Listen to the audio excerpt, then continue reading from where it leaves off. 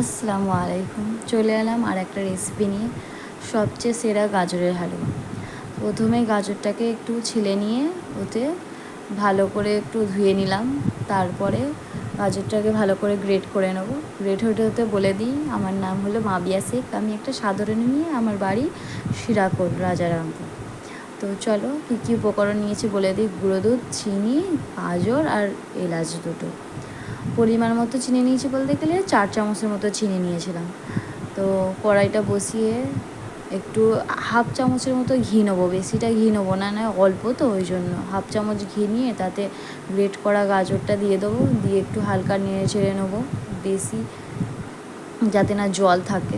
তারপরে একটু চিনিটা দিয়ে নেবো। চিনিটা যতক্ষণ না গলে যাচ্ছে ততক্ষণ নাড়বো। নাড়া হয়ে গেলে 1 গ্লাস জল নেবো। বেশি পরিমাণ জল নেবেন না, কেননা গাজরটা এমনিতেই গ্রেট করা, তাড়াতাড়ি সিদ্ধ হয়ে যাবে।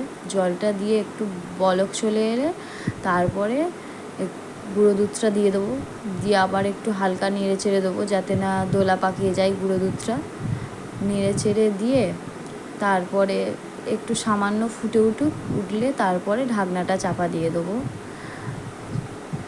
চলো ঢাকনাটা চাপা দিয়ে প্রায় 10 মিনিটের মতো করে নেব। তারপরে এলাচটা গুঁড়ো করে নিলাম। 10 মিনিট হয়ে যাওয়ার পরে এলাচের গুঁড়োটা দিয়ে দেবো। একটু তাড়াতাড়ি এলাচের গুঁড়োটা দেবো, নাবানোর সময় দেবো না, কেননা যাতে স্মেলটা পুরো গাজরের মধ্যে হয়। দিয়ে নিয়ে আবার 5 মিনিট রেখে একটু হালকা লবণ দিয়ে দেবো। লবণটা দিতে ভুলে গিয়েছিলাম। হালকা লবণ দিয়ে নেড়ে চেড়ে নেবো। নিয়ে যতক্ষণ না জলটা শুকিয়ে যায় ততক্ষণ নেড়ে চেড়ে নেবো। জল শুকানো হয়ে গেছে, এবারে বাটিতে তুলে নিয়েছি।